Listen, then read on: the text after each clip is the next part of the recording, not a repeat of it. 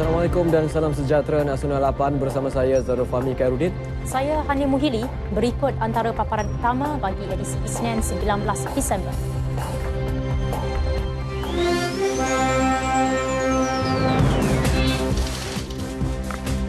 Pelaksanaan projek mega bukti kerajaan tunai janji kepada rakyat. Tiada bayaran tukar kad ATM.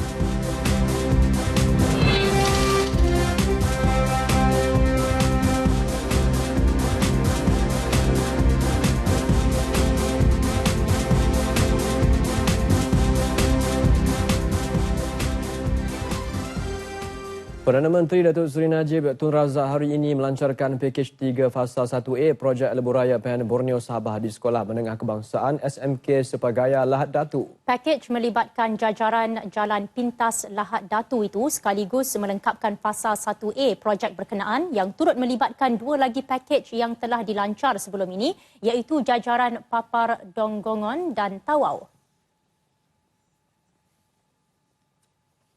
Berucap dalam majlis pelancaran berkenaan, Datuk Seri Najib berkata projek Lebuhraya PAN Borneo yang dilaksanakan secara berperingkat di Sabah dan Sarawak merupakan tanda kerajaan masih mampu melaksanakan projek besar yang boleh mengubah lanskap pembangunan negeri dan wilayah. 706 kilometer. Ingat. Belanja berapa? 12.85 bilion ringgit. Tapi, Datuk Musa, 12.85 bilion ini untuk fasa pertama saja. First phase. Ada fasa 2, ada fasa ketiga. Maknanya bila kita habis PAN Borneo Highway ini nanti, belanja kita bukan 12.85 bilion. Lebih besar daripada itu. Beliau berharap projek berkenaan dapat berjalan dengan baik dan banyak lagi pakej akan diberi kepada Sabah selepas ini. Justru adalah penting untuk rakyat terus memberi sokongan kepada Kerajaan Barisan Nasional BN bagi memastikan lebih banyak pembangunan dapat dilaksanakan. Projek Lebuhraya PAN Borneo Sabah untuk jalan pintas di Lahad Datu yang dijangka siap pada 2018 dengan kos RM165 juta ini bermula dari Batu 7 Jalan Silam di Lahad Datu sehingga Batu 3 Jalan Segama yang merangkumi jarak 7 km. Dalam pada itu, Datuk Seri Najib berkata keupayaan kerajaan melaksanakan projek mega meskipun berdepan cabaran ekonomi membuktikan komitmen tinggi kerajaan melaksana tanggungjawab membangunkan negara demi rakyat. Mengambil contoh projek MRT laluan 1 Sungai Buloh Kajang yang baru dilancarkan, Datuk Seri Najib berkata ia telah dilaksana dengan kos lebih rendah iaitu 21 bilion ringgit berbanding peruntukan yang disediakan 23 bilion ringgit.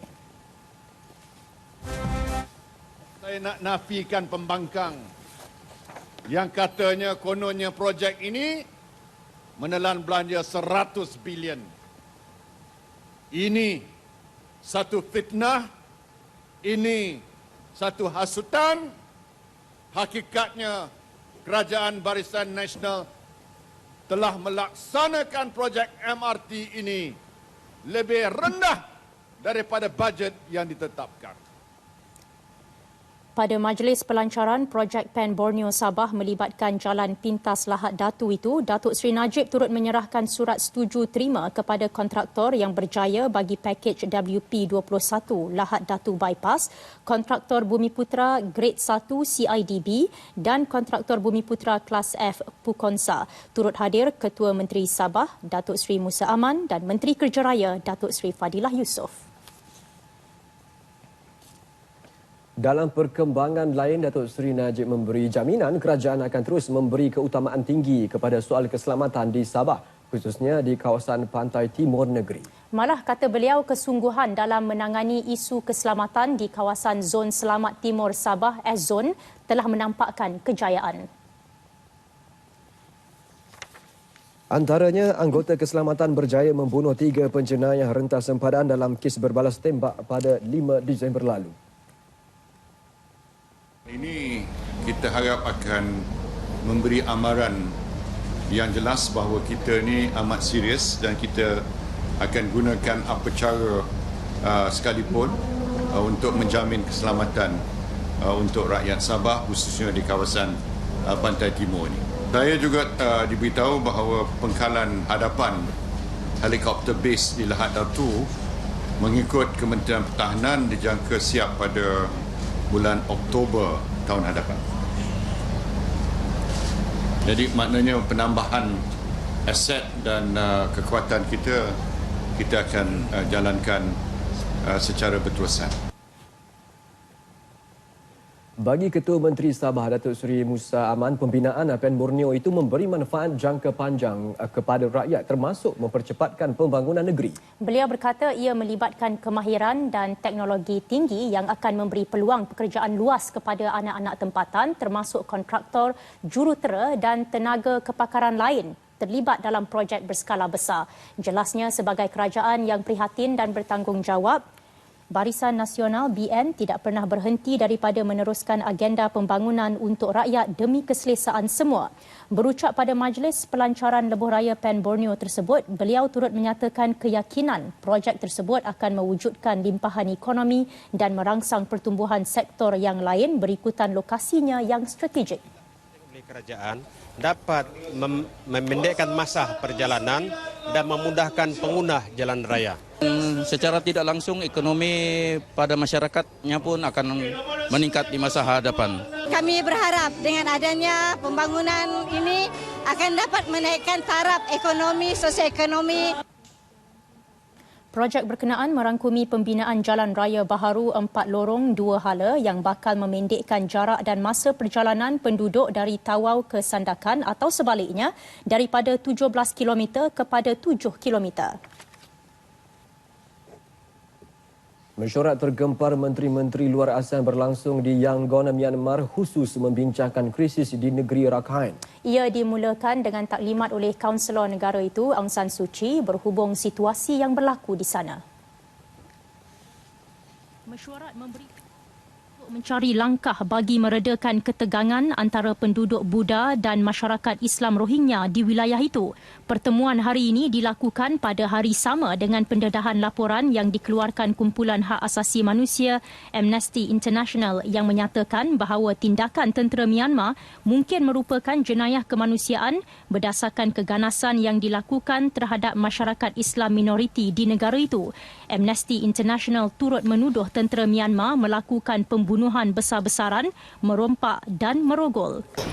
I said there was agreement of the need to help Myanmar overcome this challenge, and we'll keep discussing on how to need to help the country. Are you happy with the meeting? Rakhine terletak di barat Myanmar, diketahui sudah lama berada dalam tekanan berikutan krisis berkenaan.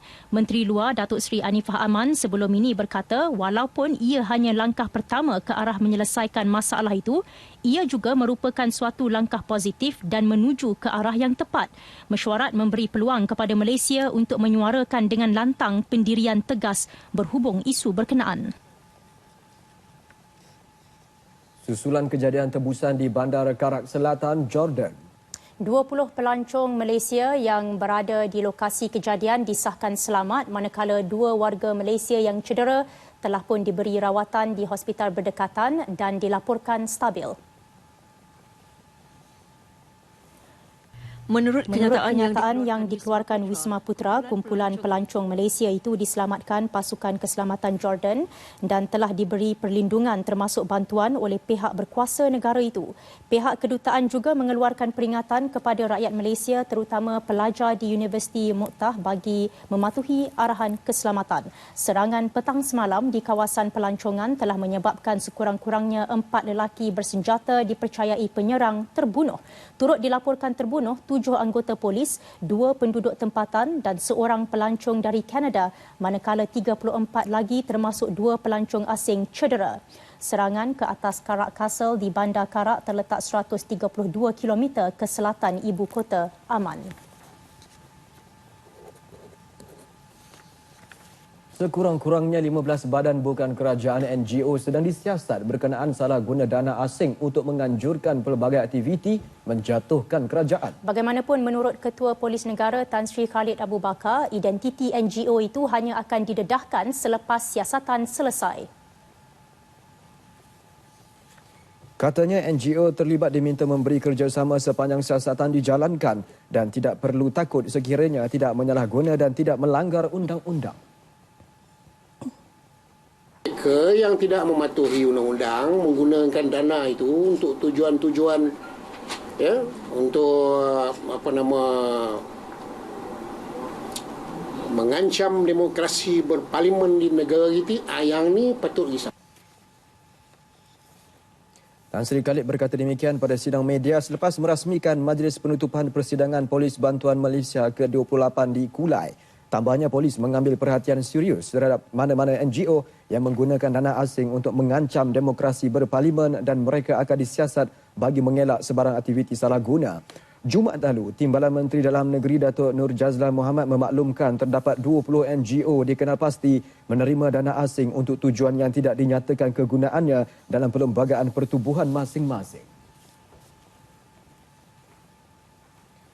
Dalam perkembangan lain, Tan Sri Khalid mengingatkan semua pihak termasuk kartunis agar tidak menghasilkan seni lukisan berbentuk mencaci, menghina serta menghasut rakyat untuk menjatuhkan kerajaan. Jelasnya PDRM tidak menghalang mereka berkarya dan menonjolkan hasil seni kepada masyarakat. Namun setiap karya harus ada batasan. Tetapi nak membuat jenaka untuk mengasut tu lain. Jadi yang kita tak benarkan. Dan yang seorang ni pula ni yang asyik suka buat kartun yang mengasut, yang ni yang kita tidak benarkan. Yang seorang ni. Ya. Saya pun heran kenapa dia suka buat kartun-kartun yang menghina, mencaci pemimpin kita sampai pergi ke luar negara, membuat pameran menghina pemimpin kita, menghina negara kita. Apa tujuan dia tu? Tambahnya, polis tidak pernah mengambil sebarang tindakan undang-undang kepada mana-mana kartunis yang menghasilkan karya untuk tujuan jenaka. Namun sekiranya karya dihasilkan mempunyai unsur hasutan, tindakan tegas akan diambil kerana negara mempunyai undang-undang untuk dipatuhi. Dalam pada itu, Tan Sri Khalid berkata 235 agensi polis bantuan di negara ini perlu mematuhi prosedur operasi standard SOP keselamatan bilik kebal atau stor simpanan senjata api. Langkah itu bagi mengelak berlaku kes kehilangan senjata api selain menjadi sasaran kumpulan pengganas seperti Daesh. Rakan media yang sudi hadir pagi ini di majlis penutup persidangan tahun.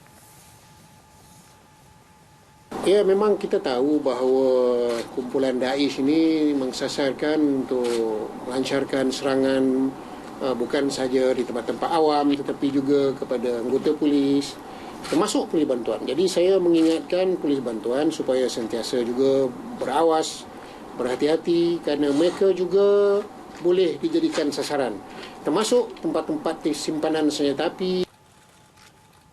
Berikutan itu, Polis Diraja Malaysia PDRM telah mengatur beberapa pasukan pemantau dari unit pelaksanaan senjata api bagi memantau serta menilai tahap keselamatan dan pematuhan penggunaan senjata api oleh agensi polis bantuan.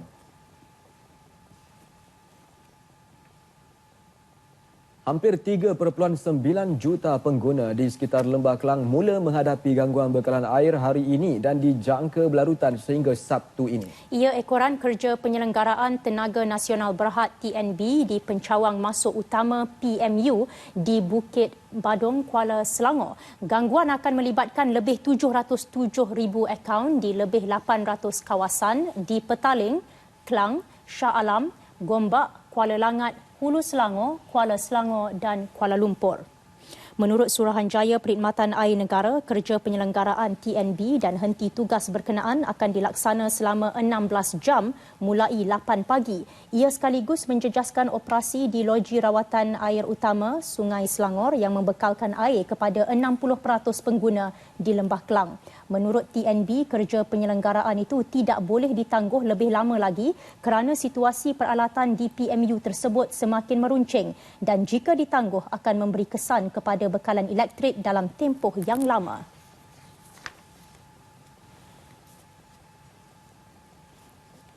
Sementara itu, Kementerian Tenaga Teknologi Hijau dan Air kita memaklumkan kerja penyelenggaraan pencawang masuk utama PMU Bukit Badung Hulu Selangor terpaksa dilakukan bagi mengelakkan gangguan elektrik yang lebih serius. Ketua Setiausahanya Datuk Seri Dr. Zaini Ujang berkata sekiranya kerja-kerja tersebut tidak dilakukan segera, berkemungkinan Lembah Kelang berhadapan gangguan elektrik termasuk air selama 3 minggu. Tambahnya, keputusan untuk menyelenggara PMU tersebut pada 19 Disember dibuat setelah mengambil kira pandangan pelbagai pihak seperti Tenaga Nasional Berhad TNB dan Suruhanjaya Perkhidmatan Air Negara SPN. Maka Pengurusan Air Selangor Sdn Bhd telah memohon kepada SPN supaya pemulihan berjadual bekalan air dilakukan dalam tempoh 4 hari mengikut 2 zon berasaskan konsep pengagihan 2 hari ada air, 2 hari tak ada air. Ya, itu konsepnya. Pihak SPN telah bersetuju, Suruhanjaya Perkhidmatan Air telah bersetuju dengan cadangan syarikat pengurusan air Selangor Sdn Bhd tersebut. Kebiasaannya, Beliau bercakap dalam sidang media khas di Putrajaya. Dalam pada itu, pengguna juga dinasihatkan tidak panik menyimpan air secara berlebihan. Tambah Datuk Seri Dr. Zaini, bekalan air dijangka pulih sepenuhnya pada hari Jumaat 23 Disember ini. Sebanyak 3,892,641 pengguna di Lembah Kelang mengalami gangguan bekalan air hari ini melibatkan 707,759 akaun di 814 kawasan.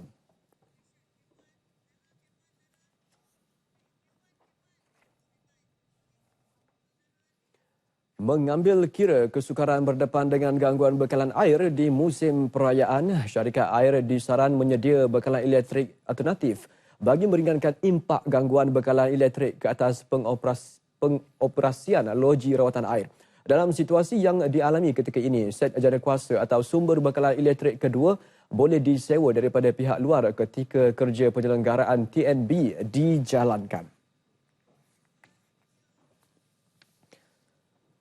Pengerusi Suruhanjaya Perkhidmatan Air Negara SPAN Datuk Liang Tek Meng dalam satu kenyataan berkata, selepas ini tiada lagi syarikat air dibenar untuk menghentikan bekalan air seminggu sebelum atau selepas perayaan utama. Sumbangan itu, SPAN akan bekerjasama dengan TNB dan syarikat-syarikat air terlibat untuk memastikan kerja-kerja penyelenggaraan diselesaikan dalam tempoh 16 jam. Beliau berharap semua pihak melaksanakan tanggungjawab bagi memastikan gangguan minima terhadap perkhidmatan air kepada pengguna.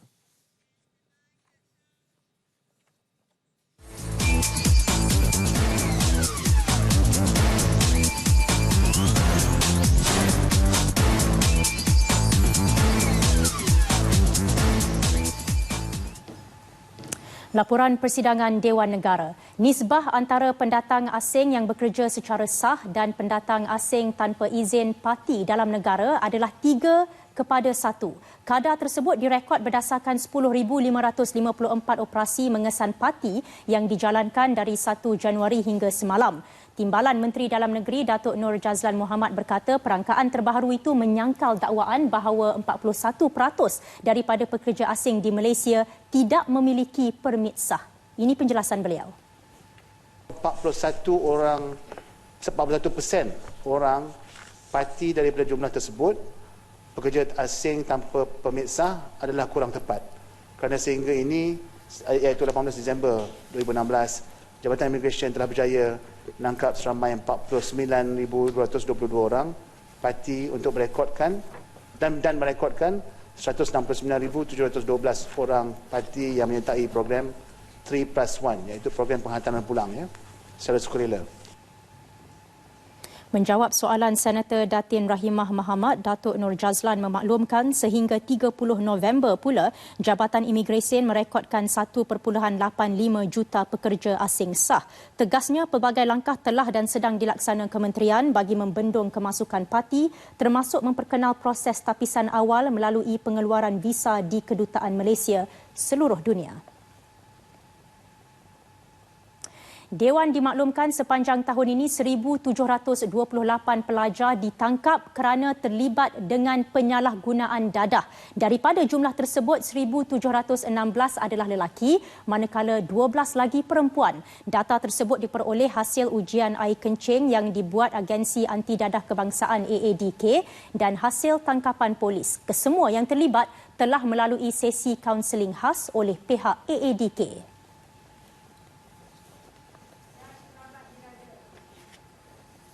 Kementerian Pendidikan Malaysia telah melaksanakan program pendidikan pencegahan dadah PPDA di semua sekolah seluruh negara bagi memastikan murid-murid tidak terjebak dadah.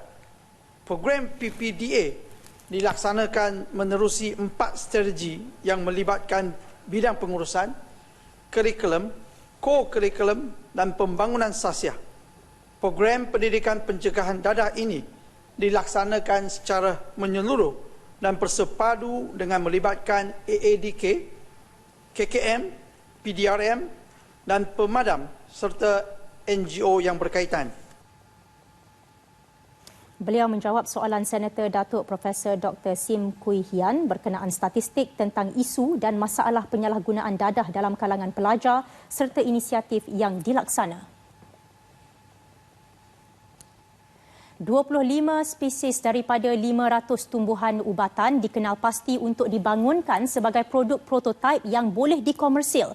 Timbalan Menteri Sumber Asli dan Alam Sekitar Datuk Hamim Samuri berkata spesies itu kini dianalisis dan diuji oleh Institut Penyelidikan Perhutanan Malaysia FRIM. Usaha ini juga dapat menyokong polisi kepelbagaian biologi kebangsaan. Dan sebanyak 82 daripada 500 spesies ini dipilih untuk analisa makmal yang melibatkan ujian fitokimia dan penentusakan aktiviti biologi, anti-diabetik, antioksidan, anti-mikrob, anti-kanser, anti-protozol dan tahap keselamatan. Ketika ini, 2 produk prototipe Semelai Secret daripada pengetahuan tradisi kaum Semelai telah dibangunkan berdasarkan projek perintis pada tahun 2013 hingga 2014. 3 produk prototipe daripada pengetahuan tradisi kaum Semai pula telah dibangunkan dari tahun 2014 hingga tahun ini. FRIM juga telah mendokumenkan pengetahuan tradisi 17 daripada 18 subetnik orang asli di Semenanjung Malaysia dan aktiviti dokumentasi itu adalah satu daripada inisiatif bagi memelihara pengetahuan tradisi orang asli berkaitan tumbuhan ubatan yang mempunyai nilai ekonomi dan menghalang kecurian bio dan salah guna. Jumlah dagangan antara China dan Malaysia dijangka meningkat sehingga 15.7% tahun depan dan perkembangan tersebut berikutan jumlah dagangan tertinggi yang dicatat kedua-dua negara sepanjang tahun ini iaitu RM191.65 bilion dari Januari sehingga Oktober. Menurut Menteri Perdagangan Antarabangsa dan Industri Datuk Seri Mustafa Mohamad, tahun ini juga China telah meningkatkan jumlah dagangan sebanyak 1.2%.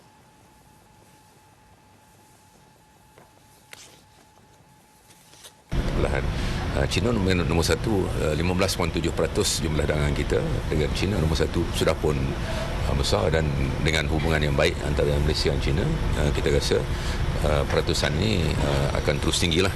Jadi sekarang ni tahun 2015 ialah 15.7%, ya. Jadi memang China nombor 1 dan kita akan terus jalin hubungan yang baik dengan negara China. China adalah negara yang terbesar di dunia. Dan kita banyak mengadakan promosi negara tersebut dan lawatan Perdana Menteri ke negara China 6 minggu lalu sudah pasti memberi motivasi dan merangsang, ya, big boost to overall trade relations, economic relations between Malaysia and China.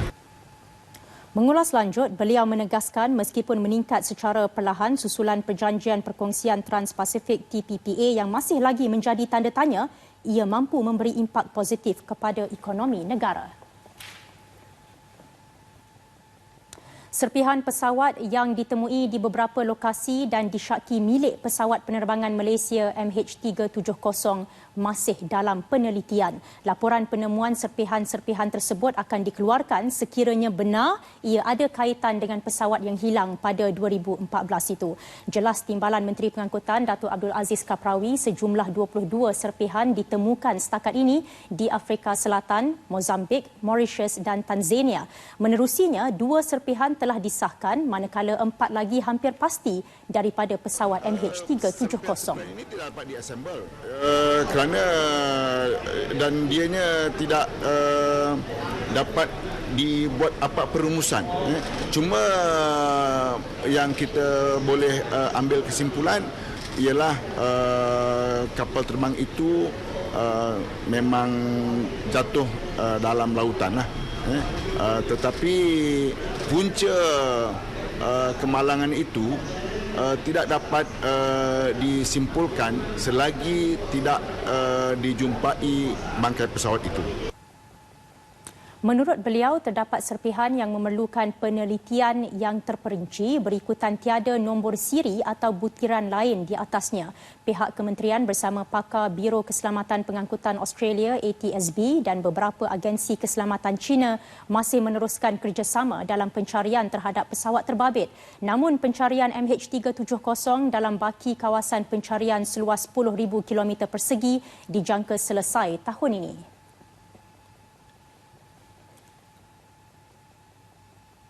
Dewan Bandaraya Kuala Lumpur DBKL diminta lebih fokus dalam aspek kebajikan rakyat yang menetap di program perumahan rakyat PPR. Kebajikan tersebut meliputi soal kebersihan, kehadiran warga asing, jenayah dan masalah tapak parkir. Senator Datuk Yahaya Mat Ghani yang juga Ketua UMNO bahagian Batu berkata, beliau menerima banyak laporan daripada penghuni PPR yang tidak puas hati dan kecewa dengan masalah yang timbul.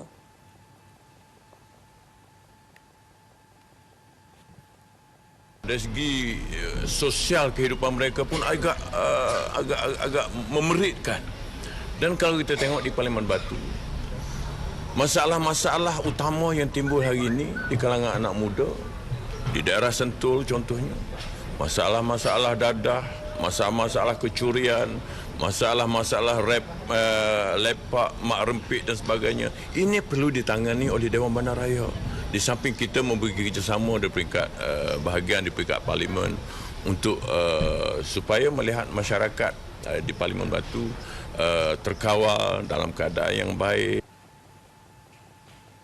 Beliau ditemui selepas bertemu dengan penduduk kawasan Batu di Parlimen beliau dan Senator Datuk Yahaya menegaskan DBKL perlu melakukan pemantauan berkala bagi memastikan keselesaan penduduk PPR terjamin berikutan majoriti penghuni adalah individu berpendapatan rendah dan sederhana. 2 beradik maut dan 3 parah selepas kenderaan pacuan 4 roda yang mereka naiki merempuh pembahagi jalan di kilometer 21 Jalan Kuantan, Pekan Pahang. Dalam kejadian pada pukul 9 malam semalam berhampiran Kampung Ubai itu, pemandu kenderaan jenis Mitsubishi Pajero Muhammad Nazri Ismail, 23 tahun, hilang kawalan selepas cuba mengelak seekor lembu. Selain Muhammad Nazri, turut terkorban ialah adiknya Nur Hidayati, 18 tahun. 2 lagi adik-beradik mereka, Muhammad Hassan, 21 tahun dan Muhammad Nasir, 15 tahun. Serta seorang anak angkat keluarga mereka, Muhammad Syahrul Amri Syari, 23 tahun pula parah. Ketika kejadian, mereka dalam perjalanan dari rumah di Kampung Lepa Baru, Tanah Putih, Pekan menuju ke Bandar Kuantan. Mayat Muhammad Nazri dan Nur Hidayati dihantar ke Hospital Tengku Ampuan Afzan untuk bedah siasat. Manakala Muhammad Syahrul Amri serta Muhammad Nasir turut dirawat di hospital sama. Muhammad Hassan pula menerima rawatan di Hospital Pekan. Jenazah 2 beradik itu dijangka dikebumikan di Kampung Pahang, Sungai Soi selepas bedah siasat dijalankan. Seorang pegawai polis yang bertugas di Bukit Aman berpangkat DSP mengaku tidak bersalah di Mahkamah Session Johor Bahru bagi 7 pertuduhan membabitkan pengubahan wang haram berjumlah kira-kira 2 juta ringgit. Tertuduh Muhammad Ismail Said Merah, 53 tahun, membuat pengakuan tersebut di hadapan Hakim Muhammad Fauzi Muhammad Nasir. Muhammad Ismail dituduh melakukan kesemua kesalahan itu pada 4 September 2014 16 Disember tahun yang sama, 26 Februari 2015, 8 Oktober 2015 dan 28 Disember 2015. Kesemua pertuduhan dibacakan mengikut Seksyen 4-1-A Akta Pengubahan Wang Haram, Pencegahan Pembiayaan Keganasan dan Hasil daripada Aktiviti Haram 2001. Sabit kesalahan boleh dipenjara tidak melebihi 15 tahun dan denda tidak kurang 5 kali ganda jumlah aktiviti haram atau peralatan kesalahan pada masa kesalahan itu atau 5 juta ringgit atau mana yang lebih tinggi. Hakim Muhammad Fauzi membenarkannya diikat jamin sebanyak RM100,000 dan menetapkan 23 Januari bagi tarikh sebutan semula kes.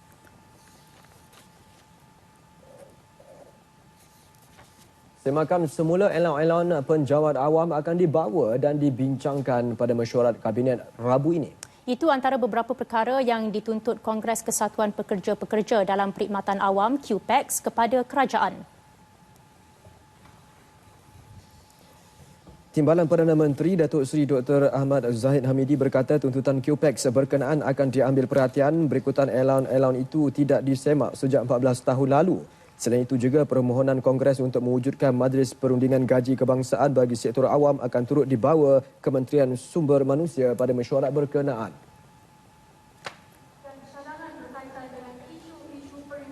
Kombinasi yang saya katakan tadi, apabila menuntut ada timbal balasnya dari segi produktiviti dan prestasi. Apabila kita meminta, kita harus juga tahu sumber yang datang untuk memenuhi tuntutan-tuntutan atau permintaan kita. Mudah-mudahan dengan perkara itu, permintaan-permintaan yang lain termasuk melihat allowance yang telah tidak disemak dalam tempoh 14 tahun ini, saya juga akan ingatkan Menteri Sumber Manusia untuk bawa ke Kabinet pada hari Rabu ini. Beliau berucap demikian ketika merasmikan Konvensyen Kongres Tahunan QPEX ke-27 di Ibu Negara. Turut hadir Menteri Sumber Manusia Datuk Seri Richard Riyad Jaim dan Presiden QPEX Datuk Aziz Muda.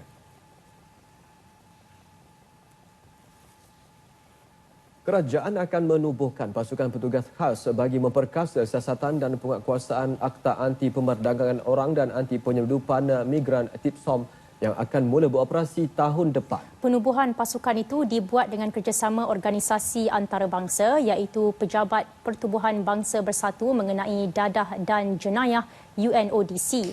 Keputusan mengenainya diumumkan Timbalan Perdana Menteri Datuk Seri Dr. Ahmad Zahid Hamidi ketika mempengerusikan mesyuarat jawatan kuasa peringkat tertinggi Majlis Anti Pemerdagangan Orang dan Anti Penyeludupan Migran MAPO kali kedua di Putrajaya. Beliau turut memaklumkan bagi tahun ini sebanyak 97 sabitan kes pemerdagangan orang direkodkan di Malaysia.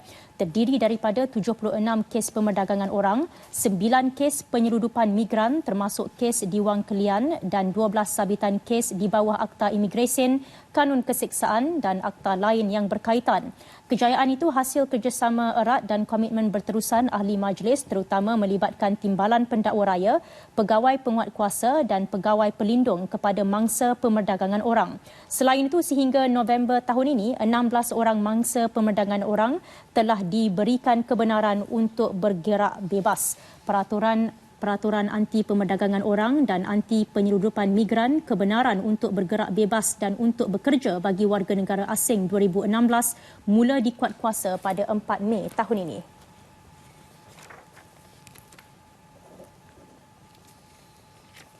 Keputusan peperiksaan pentaksiran tingkatan 3 PT3 diumumkan di seluruh negara hari ini. Bagaimanapun, tiada pengumuman rasmi mengenai prestasi peperiksaan seperti peratusan pelajar cemerlang dan perbandingan antara negeri, sekolah bandar dan luar bandar dibuat. Terdapat 432,514 calon menduduki peperiksaan PT3 tahun ini. Menurut Lembaga Peperiksaan Malaysia, keputusan PT3 adalah hasil pentaksiran pusat dan komponen lain iaitu pentaksiran sekolah, pentaksiran aktiviti jasmani, sukan dan ko-kurikulum PAJSK serta pentaksiran psikometrik PPSI. Pentaksiran sekolah melibatkan penilaian akademik oleh guru-guru sewaktu proses pembelajaran dalam kelas secara berterusan dari tingkatan 1 hingga 3. Manakala penlibatan pelajar dalam aktiviti berpersatuan dan sukan pula dinilai dalam PAJSK. Bakat dan kecenderungan pelajar dalam bidang yang diminati dinilai guru-guru kaunseling pentaksiran psikometrik PPSI dalam ujian khas. PT3 menggantikan penilaian menengah rendah PMR dan kesemua komponen itu penting untuk sekolah membantu pelajar menentukan aliran sains atau sastra apabila melangkah ke tingkatan 4.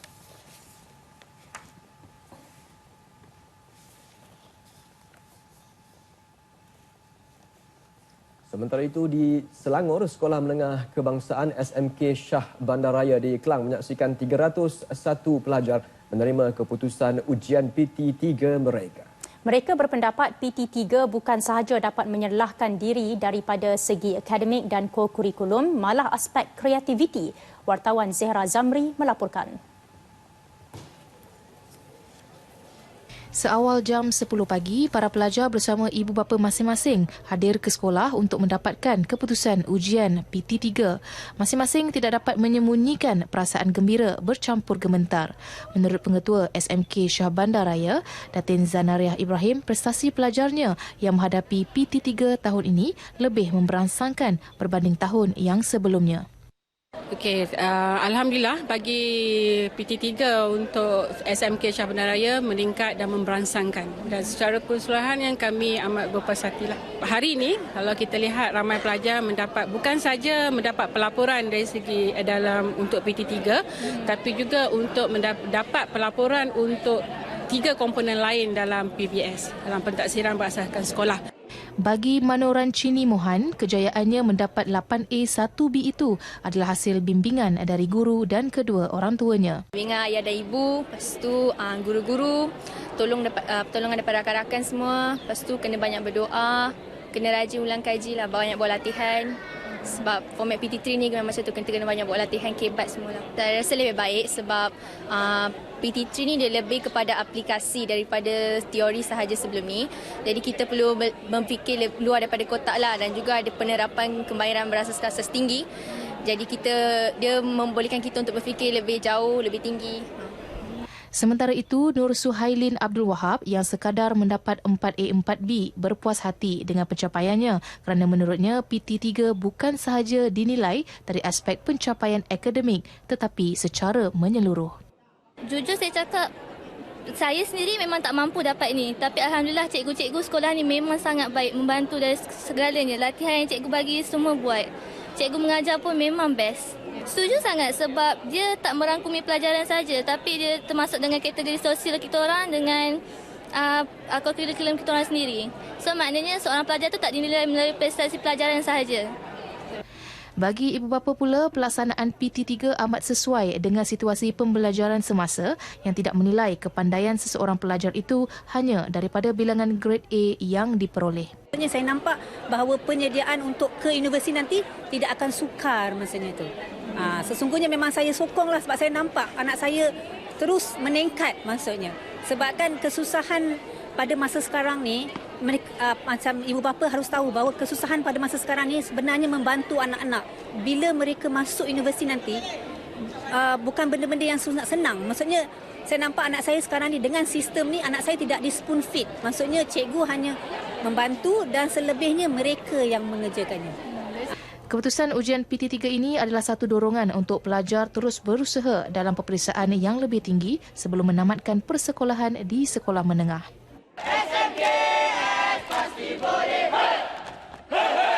Itu dia jelas terpancar wajah kegembiraan adik-adik kita yang mendapat keputusan yang cemerlang dalam PT3. Dan saudara, pelaksanaan PT3 ini juga adalah bagi menjayakan program transformasi pendidikan dan Pelan Pembangunan Pendidikan Malaysia 2013-2025. Zehra Zamri melaporkan untuk Berita RTM. Mata wang pasaran pesat membangun termasuk ringgit dijangka terus mengalami turun naik tahun depan ekoran ketidaktentuan ekonomi dunia yang diunjur kekal tinggi. Pengurus Kanan Negara Kumpulan Bank Dunia bagi Malaysia, Dr. Rafael Munoz Moreno berkata, ringgit dan mata wang pasaran pesat membangun kini menghadapi beberapa tekanan luar. Jelas Dr. Rafael, pergerakan ringgit bergantung kepada dasar-dasar luar termasuk dasar monetari Amerika Syarikat yang kembali normal serta potensi perubahan dalam dasar perdagangan fiskal. It will depend a lot on how these external policies materialize, to be honest. I think we are all expecting to see what happens finally with the fiscal policy in the United States, how this is reflected on the interest rates in the US itself, and obviously that will have an impact on, globally.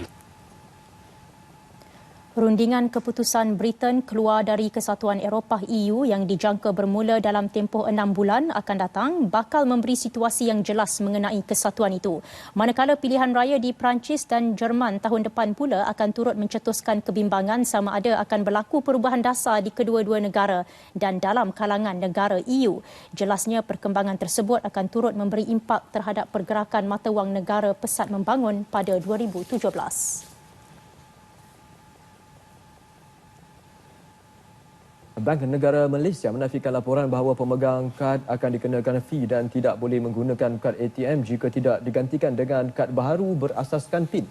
Dalam satu kenyataannya, Bank Pusat memaklumkan orang ramai boleh menggantikan kad ATM dan debit mereka di bank masing-masing secara percuma.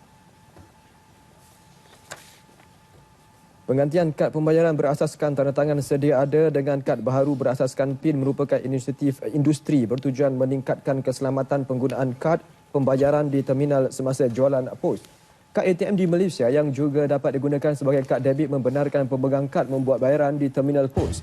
Orang ramai yang belum menggantikan kad ATM mereka boleh terus menggunakan kad mereka yang sedia ada untuk membuat pengeluaran wang tunai di ATM. Berhubung dengan penggunaan kad ATM sebagai kad debit untuk transaksi pembelian di terminal pos, bank-bank dikehendaki memberikan notis sewajarnya dan tempoh masa yang mencukupi kepada pemegang kad. Buka kuasa 1 Julai 2017, semua transaksi kad pembayaran di terminal pos di Malaysia hanya boleh diselesaikan secara memasukkan PIN dan pengesahan tanda tangan tidak lagi digunakan. Dalam pada itu, Bank Negara turut menafikan dakwaan bahawa wang kertas baharu RM1, RM5, RM50 dan RM100 akan dikeluarkan tahun depan. Dalam laman web rasminya, Bank Pusat berkata siri wang kertas sedia ada sah dan terus berada dalam edaran. Bank Negara mengulas rantaian mesej yang tersebar menerusi WhatsApp yang menyebut wang kertas baharu akan mula diedar pada Januari 2017 dan mata wang lama tidak lagi mempunyai sebarang nilai.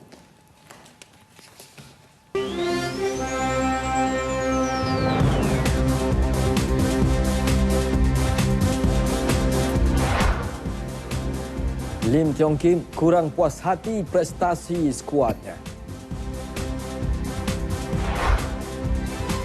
Kemelut kepimpinan yang melanda FAM harus diselesaikan segera.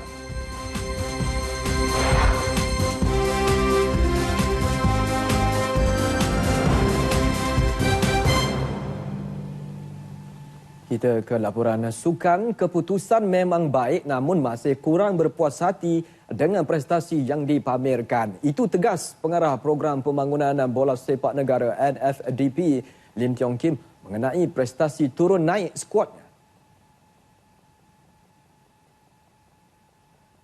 Keseluruhan, bukan saja pertahanan ataupun menyerang sendiri tadi boleh lihat macam mana kita menyerang, kan? Kita mempunyai masalah. Ya, sebab itu walaupun kita bermain di Eropah tahun ini, saya sentiasa walaupun kita menang dan kita mempunyai masalah, bukan tak ada masalah. Ya. Dan masalah ini kita mesti jangan kerap berlaku, tidak boleh kerap berlaku lah. Pujian tetap diberikan kepada anak-anak buahnya mampu menjinakkan lawan dari Portugal dan menjuarai kejohanan buat kali pertama sejak kejohanan diperkenalkan tahun 2014. Beliau menjelaskan walaupun skuad ini telah dilatih hampir 3 tahun menimba pengalaman sekitar Eropah, namun keberkesanan bahagian serangan dan pertahanan perlu dinilai semula. Dalam masa sama, beliau memuji tindakan penjaga gol Sheikh Izhan Nazril yang berjaya menyelamatkan beberapa percubaan berbahaya lawan dan melihat kapten pasukan itu mampu pergi jauh setanding penjaga-penjaga gol di Eropah. Tiong Kim ditemui selepas perlawanan akhir Piala Supermok di Bukit Jalil. Pengkritik sukan Profesor Tan Sri Dr. Khoo Kay Kim menggesa agar Presiden baharu Persatuan Bola Sepak Malaysia FAM yang bakal dilantik mampu mewujudkan persekitaran yang kompetitif dalam arena sukan bola sepak tempatan. Yang ingin menjadi pemimpin semestinya berjaya melahirkan keadaan yang positif. Kalau mereka tidak berjaya, mereka seharusnya berundur dan biar orang lain memainkan peranan yang positif. Beliau mengulas mengenai kemeluk kepimpinan yang melanda FAM yang harus diselesaikan bagi memperbaiki prestasi sukan bola sepak negara. Sementara itu, beliau turut meminta agar atlet muda untuk sentiasa mencontohi semangat atlet zaman dahulu yang sentiasa bersemangat tanpa mementingkan nilai ganjaran semata-mata. Ini sebenarnya bukan perkara yang berlaku di negara ini saja, di seluruh dunia. Dan saya rasa orang kita terpengaruhlah. Dan saya tak tahu bagaimana kita boleh lawan dengan orang di negara luar, ya. Tapi di negara ini seboleh-bolehnya kita perlu mendidik golongan muda lah, supaya mereka sanggup macam dulu sedikit sebanyak berkorban untuk negara bangsa dan jangan selalu mementingkan diri sendiri saja. Beliau ditemui pemberita pada seminar pengurusan fasiliti sukan Masum 2016 di Putrajaya. Badminton Siri Super akhir Dubai penutup musim 2016 yang cemerlang buat bergu lelaki negara Go Wei-shim Tan Wee Kiong muncul juara selepas menewaskan bergu dari Jepun yang juga pilihan pertama kejohanan Takeshi Kamura Kigo Sonoda dalam aksi straight set 21-14, 21-19. Dalam aksi akhir yang berlangsung di Kompleks Sukan Hamdan Dubai, juara terbuka Denmark Go Wei-shim Tan Wee Kiong merupakan satu-satunya wakil tunggal negara berjaya mara ke perlawanan akhir. Pasangan negara ini hanya memerlukan 40 minit untuk menundukkan bergu dari Jepun dalam straight set 21-14, 21-19. Kemenangan ini melengkapkan musim cemerlang Wei-shim Wee Kiong selepas berjaya merangkul pingat perak Sukan Olimpik Rio Brazil, melayakkan mereka menduduki ranking nombor 1 dunia. Sementara itu, dalam aksi perseorangan wanita, pemain nombor 1 dunia Tai Tzu Ying berjaya mempertahankan gelaran selepas menundukkan lawan yang sama tahun 2014. Pemain pilihan keempat kejohanan Sung Ji Yoon dari Korea dalam aksi straight set 21-14, 21-13. Zhu Ying hanya memerlukan 37 minit untuk memastikan gelaran juara siri super miliknya buat kali kedua. Dalam aksi bergu campuran, pasangan China Zhang Siwei Chen Qingcheng melakukan kejutan menewaskan juara bertahan dari England Chris Gabriel Adcock. Pasangan China ini mengambil masa selama 30 minit untuk merangkul gelaran ketiga kejohanan menang straight set 21-12 dan 21-12. Terdahulu Chen, 19 tahun yang berpasangan dengan Ya Yifan menang dalam aksi bergu wanita selepas menewaskan pilihan pertama kejohanan dari Jepun Misaki Matsutomo Ayaka Takahashi 21-15, 13-21, 21-17. Kejayaan bergu Malaysia melakar kejuaraan dalam siri Super Akhir Dubai turut mendapat pujian daripada Perdana Menteri Datuk Seri Najib Tun Razak menerusi akaun Twitternya. Kejayaan yang membanggakan seluruh rakyat Malaysia itu lebih manis kerana ia merupakan kejuaraan sulung bagi pasangan bergu Go Vishem Tan Wee Kiong di siri Super Akhir Dunia. Satu rombakan perlu dijalankan sekiranya Presiden Persatuan Bola Sepak Perlis PFA tidak efisien dalam menangani kemelut yang melanda persatuan tersebut. Itu cadangan bekas Presiden Persatuan Bola Sepak Perlis PFA, Datuk Seri Dr. Syahidan Kasim berikutan masalah kewangan dan pengurusan yang dihadapi pasukan Perlis sehingga bercadang untuk menarik diri dalam persaingan Liga Perdana musim depan. Datuk Seri Syahidan juga meminta kerajaan negeri membantu pasukan tersebut yang pernah menjuarai Piala Malaysia pada tahun 2004 dan 2006. Kita juga masih, Presiden juga masih bukan tanggungjawab. Dia nak lepas, dia boleh lepas tapi dia lepas kepada tangan yang salah. Lagi teruk, dia bukan mudah nak uruskan. Macam Kelantan, dia Liga Super dia mahal sikit. Kita Liga Perdana dalam lingkungan tersebutlah. Tapi kena ingat bahawa pasukan Perlis ini adalah satu pasukan yang telah menempa sejarah dalam arena bola sepak negara. PFA kini tidak mampu lagi menanggung kos antara 6 hingga 10 juta setahun dalam keadaan persatuan itu yang tidak mempunyai sebarang penajaan.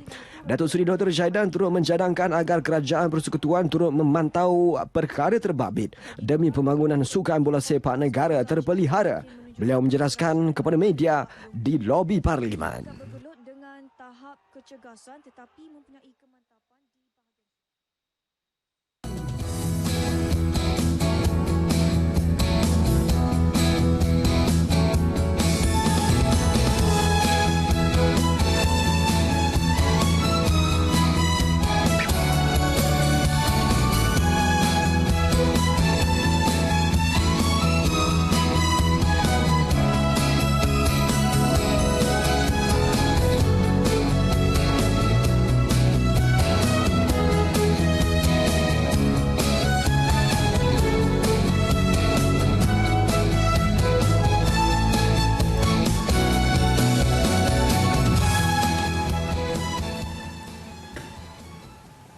Majlis Amanah Rakyat MARA Negeri Kedah berharap agar dapat melahirkan lebih banyak usahawan tahun depan.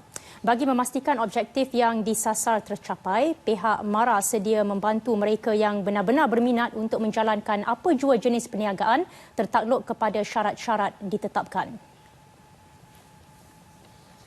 Menurut Pengarah MARA Negeri Kedah, Fuziah Ahmad, melalui bahagian pembiayaan perniagaan, pihaknya sentiasa membantu usahawan Bumiputera memulakan perniagaan atau menambah modal bagi meningkatkan perniagaan. Bekerjasama memberi slot-slot kemudahan. Itu mewar-warkan tentang adanya program-program kita bagaimana kita melahirkan usahawan. Selain memaklumkan kemudahan apa yang kita boleh bagi, kita menyatakan kadang-kadang terus kalau ada macam contoh Adin Kukuh Pajak, kita terus beritahu maklumat ini. Dan kita ada pejabat MARA daerah di daerah-daerah. Kita minta daerah identify.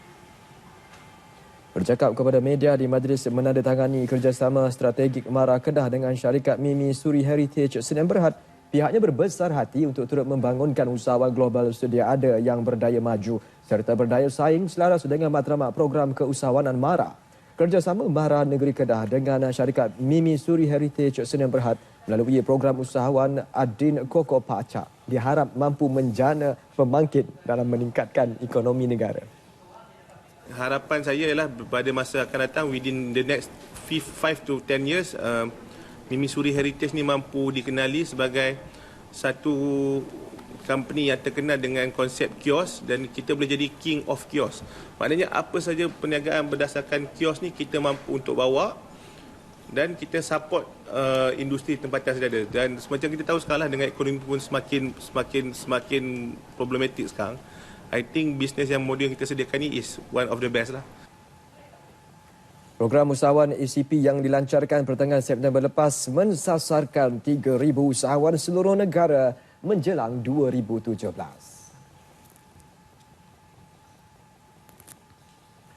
Baiklah, Nasional 8 berakhir di sini. Bintang terkenal Hollywood Zsa Zsa Gabor yang meninggal dunia semalam di Los Angeles pada usia 99 tahun kerana sakit jantung sewaktu hayatnya telah membintangi kira-kira 70 buah filem. Mendiang mula dikenali menerusi filem pertamanya Lovely to Look At pada tahun 1952. Kejeritaannya terselah melalui bulu matanya yang lentik dan pernah dinobatkan sebagai Ratu Hungary pada 1936. Dan kami tinggalkan anda dengan beberapa keratan foto dan visual mengenai Zsa Zsa Gabor. Assalamualaikum. Salam sejahtera.